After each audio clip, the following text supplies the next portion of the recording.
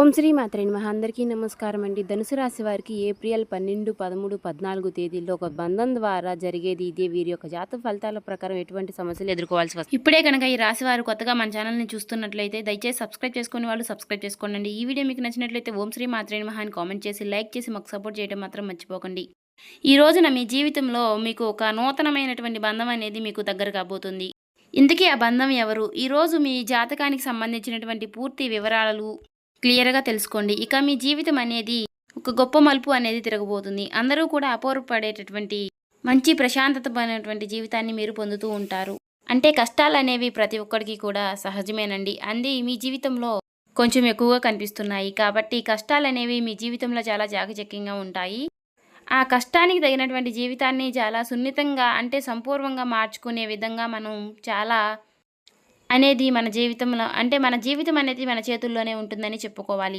ఈ విధంగా మీకు మీరుగా కష్టాల్ని జయించటంలో అద్భుతమైనటువంటి జీవితాన్ని మీకు ఇష్టమైనటువంటి రీతిగా మలుపుకోవడానికి మీకు మీరే పెట్టింది పేరుగా చెప్పుకోవచ్చు. ఎందుకంటే మీ జీవితం అనేది మీ చేతుల్లోనే ఉంటుంది. అయితే మీ జీవితంలో ఇప్పటి వరకు మీరు గొప్ప సంతోషాన్ని మీరు చూడకపోయినా సరే, నీతి నిజాయితీతో ప్రతి ఒక్కరి హృదయాలను కూడా మీరు గెలుచుకుంటూ వస్తున్నారు. ఒక్క మాటలో చెప్పాలంటే నీతి నిజాయితీకి ఎక్కువ ప్రాధాన్యతనిస్తూ ఉంటారు. డబ్బుకు ఇచ్చే వాల్యూని మీరు నీతి నిజాయితీకి ఇస్తూ ఉంటారని చెప్పుకోవాలి. ఎక్కడా కూడా అనవసరమైనటువంటి గొడవలకు కానీ, అనవసరమైనటువంటి నిందారోపణలకు కానీ పూర్తిగా మీరు వాటన్నిటికీ దూరంగా ఉంటారని చెప్పుకోవాలి. కోపం ఎక్కువగా ఉన్నప్పటికీ కూడా మీరు సమయానికి తగ్గట్టుగా ఆ కోపాన్ని మలుచుకునే విధంగా ఉంటారని చెప్పుకోవాలి. అయితే మీ మీ మనసుని మీరు మీకు నచ్చిన విధంగా ఎప్పుడూ కూడా కంట్రోల్లో పెట్టుకుంటారు. ఈ రాశి వారు చాలా తెలివిగా ఉంటారు. అయితే ఎదుటివారికి ప్రాణం ఇచ్చేటంత ఎక్కువ మనస్తత్వం, మంచి మనస్తత్వాన్ని కలిగి ఉంటారు. కానీ మీ విషయంలోకి వచ్చేసరికి మీకు ఎక్కువ మంది చాలా నమ్మక ద్రోహం అనేది చేస్తూ ఉంటారు. చాలామంది వ్యక్తులు మీకు చాలా వెన్నుపోటు పొడుస్తున్నారు. గత కొంతకాలంగా చెప్పాలంటే మిమ్మల్ని మీరు బాగా నమ్మినటువంటి వ్యక్తులే మిమ్మల్ని వెన్నుపోటు పొడవాలని చూస్తున్నారు. కానీ మీరు మీ గౌరవాన్ని, మీ ఆత్మ గౌరవాన్ని మీరెక్కడా కూడా వదిలిపెట్టుకోరు. మీకు తిరిగి భగవంతుడు అంతకంటే మీకు ఎక్కువ మంచి మనస్తత్వాన్ని అంటే ఎక్కువ బంధాన్ని, ఎక్కువ ప్రాధాన్యతని కలిగిస్తూ ఉంటాడండి. ఆ భగవంతుడు మీ జీవితంలో మీకు ఎప్పుడూ రాసిపెట్టే ఉంటాడని చెప్పుకోవాలి. అయితే మీరు ప్రతి ఒక్కరి దగ్గర ఎప్పుడూ కూడా చులకనా భావం ఎందుకు అవుతున్నారు అంటే, మీకు మీరుగా చేసుకున్నటువంటి అతి మంచితనం. ఈ అతి మంచితనం వలన గత కొన్ని సంవత్సరాలుగా మీరు పోగొట్టుకున్నటువంటి డబ్బు కావచ్చు, లేదంటే మీ యొక్క గొప్పతనం కావచ్చు, ఇవన్నీ కూడా మీకు మీరుగా మీ చేతులారా చేసుకున్నటువంటి కొన్ని వ్యవహారాలన్నమాట. ఇవి కొన్ని పూర్తిగా మీకు మీ భగవంతుడికి సంబంధించినటువంటి విషయాలని చెప్పుకోవచ్చు. అయితే ఆ భగవంతుడికి తెలియకుండానే మేము చేశామా అనేటటువంటి భగవంతుడు మనకి కొంత జ్ఞానత అనేది కలిపి ఉంచుతాడు. కొన్ని పనుల్లో మనమే కొన్ని నిర్ణయాలనేవి తీసుకున్న వారం అవుతాము. అయితే ఈ రోజున మీకు డబ్బు ఉన్నప్పటికీ కూడా మీరు ఎప్పుడూ కూడా స్వార్థంగా లేరండి. అందరితో మీరు ఎప్పుడూ కూడా ఒకే విధంగా ఉంటారు. సమయానుకూలంగా చూశారు, సమయ భావనతో ప్రేమిస్తూనే ఉంటారు. కానీ డబ్బు ఉన్నప్పుడు మీ దగ్గరికి వచ్చినటువంటి వ్యక్తులు ఈ రోజున మీకు డబ్బు లేకపోయే సరే మీరు సహాయం ఎక్కడ కోరతారని ముందుగానే వారు మీకు దూరం అవుతున్నారని చెప్పుకోవాలి.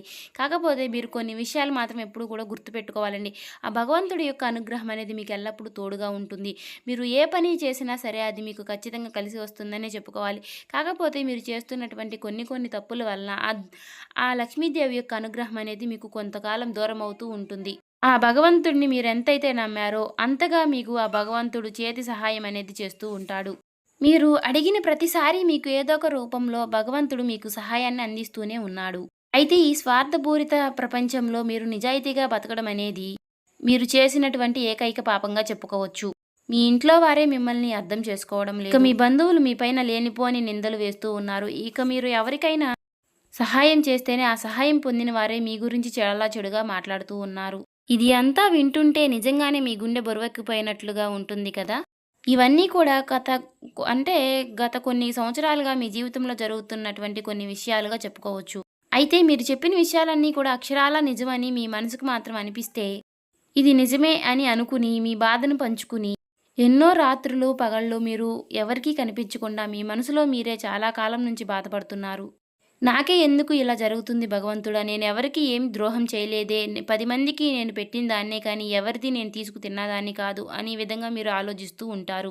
నాకు చెడు అంటే నాకు చెడు చేసిన వారు కూడా బాగుండాలి అనుకున్నాను. నా కర్మ ఎందుకు ఇలా కాలిపోతుంది అని అనుకున్నాను కానీ, ఇలా అని భగవంతుడిని మీరు ఎన్నో సార్లు అడిగి మీరు భగవంతుడితో గొడవ పడ్డారు. కానీ, ఆ భగవంతుడు మనకి ఎప్పుడూ కూడా మంచి చేయలేదు. ఎందుకు ఇలా మౌనంగా ఉన్నాడు అని అనుకున్నారు కదా! భగవంతుడు ఎప్పుడూ కూడా మౌనంగా లేడండి. మీ సహనాన్ని చాలా కాలం నుంచి పరీక్షిస్తూ ఉన్నాడు. సమయం అనేది ముగిసిపోయింది. జ్యోతిష శాస్త్ర గ్రహణాల ప్రకారం మీ జీవితంలో ఒక అద్భుతానికి శ్రీకారం అనేది చుట్టబోతోంది. ప్రతిరోజు, ప్రతి సంవత్సరము కూడా ఒకేలాగా ఉండదు కదండీ! మీరు గమనించిన విషయం ఏమిటి అంటే, ఒకరోజు చాలా సంతోషంగా ఉంటాము. ఒకరోజు తెలియనటువంటి చాలా చికాకులు ఎదురవుతూ ఉంటాయి. ఇలా ఏంటంటే, ఈ రోజున మీకు శని భగవానుడు, అలాగే చంద్రుడు, అలాగే ఈ రోజున మీకు బుజుడు, ఇలాగ ఈ 3 గ్రహాలు కూడా మీ జీవితం పైన అద్భుతమైనటువంటి శుభదృష్టిని ప్రహరించబోతున్నాయి.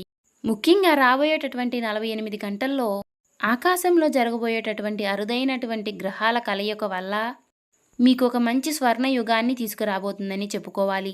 అయితే ఈ 48 గంటల్లో మీ శరీరంలో, మీ చుట్టూ ఉన్నటువంటి వాతావరణంలో కొన్ని మార్పులనేవి మీరు తప్పకుండా గమనించబోయే సూచనలు కూడా కనిపిస్తూనే ఉన్నాయి. ఒక తెలియనటువంటి ప్రశాంతత, ఇన్నాళ్ళు మీ కళ్ళ మీద ఉన్నటువంటి మీ సమస్యలు, బాధలు అన్నీ కూడా తొలగిపోయి మీకు మంచి రోజులనేవి రాబోతున్నాయనే చెప్పుకోవాలి.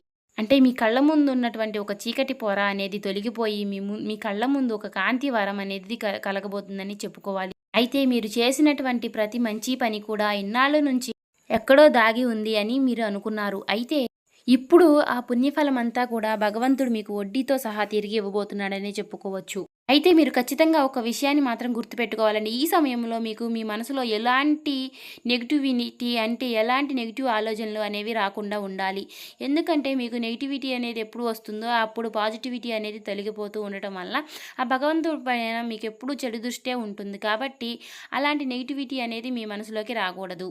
ముఖ్యంగా రేపు అలాగే ఎల్లుండు ఈ 2 రోజులు మాత్రం మీరు చాలా మనసు అనేది మంచి ఆలోచనలతో కలిగి ఉండటం వలన మీకు చాలా అన్ని మంచి శుభ ఫలితాలే కలుగుతాయని చెప్పుకోవాలి. ఎవరైతే మిమ్మల్ని చాలా మోసం చేశారో వారిని ఖచ్చితంగా మీరు క్షమించి వదిలేయండి. ఎందుకంటే దారిని పోతుంటే కుక్కలు ఎలా మురుగుతాయో అలాగే జీవితంలో ఎవరికైనా సరే, ఏ మనిషికైనా సరే అలాంటి వ్యక్తులు, చెడు చేసే వ్యక్తులు చాలామంది ఉంటూనే ఉంటారు. కాబట్టి అలాంటి వాళ్ళని ఎప్పుడూ కూడా మనం క్షమించి వదిలేసే మనస్తత్వాన్ని కలిగి ఉంటేనే మనకి ఎప్పుడూ దేవుడి యొక్క అనుగ్రహం అనేది మనకి కలిగి ఉంటుంది. వారి కర్మకి వారినే వదిలిపెట్టండి. శిక్ష వేయడానికి భగవంతుడు ఎప్పుడూ ఉంటాడు అని ఒక్కటి మాట మాత్రం మీరు గుర్తుపెట్టుకోండి. మీరు చేయవలసింది వల్ల ఆ భగవంతుని అనేది నమ్మటమే. అలాగే ఈ రోజున మీరు చేసుకోవాల్సినటువంటి చిన్నపాటి దైవారాధన, దీపారాధన అనేవి కూడా తెలుసుకుందామండి ఈరోజు ఈ వీడియోలో.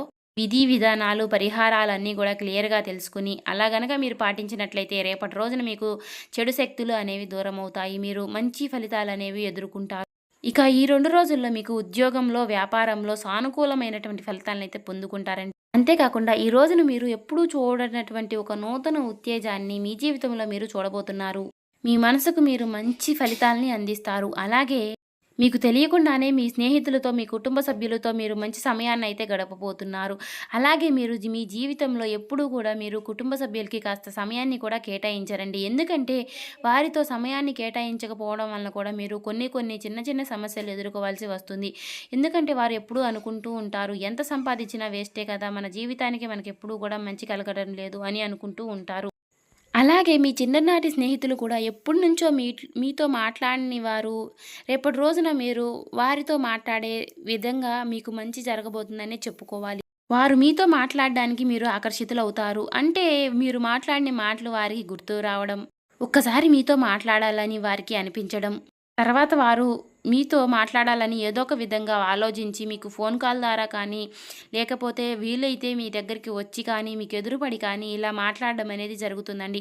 అలాగే రేపటి రోజున మీరు లక్ష్మీదేవి ఆరాధన ఖచ్చితంగా చేయండి. మీకున్నటువంటి డబ్బు సమస్యలు, లక్ష్మీదేవి యొక్క సమస్యలు అనేవి అన్నీ కూడా తొలగిపోతాయి. సంధ్యా వేళలో ఖచ్చితంగా నిత్యము కూడా ద్వీపం పెట్టండి. రేపటి రోజున శుక్రవారం కాబట్టి ఉప్పు ద్వీపం పెట్టుకుని ఖచ్చితంగా మీకు మంచి జరుగుతుందండి. సంధ్యా వేళలో ఉప్పు ద్వీపం పెట్టుకుంటే లక్ష్మీదేవి యొక్క రాక అనేది జరుగుతుంది. నారికేళ్ల దీపం కూడా పెట్టుకుంటే చాలా మంచిదండి. నారికేళ్ల దీపము అంటే ఏంటంటే కింద మనము కాస్త ప్లేట్‌లో ఉప్పు పోసి, ఉప్పు పైన కొబ్బరి చిప్ప పెట్టి, కొబ్బరి చిప్పకు పసుపు, కుంకుమ పెట్టి, బొట్టు పెట్టి, ఆవు నెయ్యితో మనం దీపం పెట్టుకుంటే మాత్రం సంధ్యావేళలో లక్ష్మీదేవి యొక్క అనుగ్రహం అనేది మనకి ఎల్లప్పుడూ తోడుగా ఉంటుంది. ఇంట్లో నెగటివిటీ అనేది తొలగిపోయి పాజిటివిటీ అనేది ఖచ్చితంగా ప్రవర్తిస్తుంది. చూశారు కదండీ! ఈ వీడియో మీకు నచ్చినట్లయితే ఓం శ్రీ మాత్రే నమః అని కామెంట్ చేసి, ఇంకా ఎవరైనా కొత్తగా చూసేవారుంటే మన ఛానల్‌ని సబ్స్క్రైబ్ చేసుకోని వాళ్ళు దయచేసి సబ్స్క్రైబ్ చేసుకొని మాకు సపోర్ట్ చేయటం మాత్రం మర్చిపోకండి.